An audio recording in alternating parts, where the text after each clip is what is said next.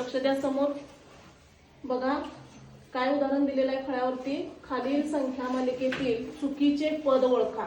इथं संख्यांची मालिका दिलेली असते आणि यामध्ये या संख्या कोणत्या प्रकारच्या आहेत हे आपल्याला ओळखायचं असतं।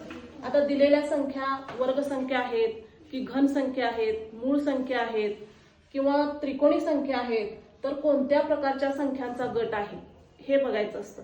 आता इथं फळ्यावरती आपल्याला या संख्या दिलेल्या आहेत। या संख्या बघितल्या तर आपल्या काय लक्षात येतं रे, या कोणत्या संख्या आहेत? तर घन संख्या दिलेल्या म्हणजे घन संख्येतून 1 वजा केलेला आहे। बघा 1 चा घन किती असतो रे?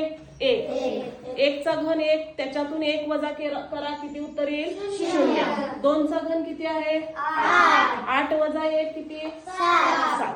म्हणजे इथं कोणती क्लुप्ती वापरलेली आहे? तर घन संख्येतून वजा 1 केलेला आहे। बघा आता आपल्याला हे सोडवायचं आहे।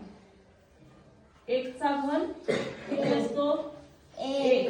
त्यातून वजा 1 करा, किती उत्तर येईल? 0। इथं 0 आलेला आहे।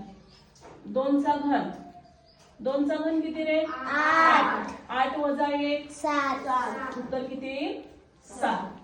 आता 3 चा घन 27। 3 चा घन किती आहे? 27 वजा 1 26।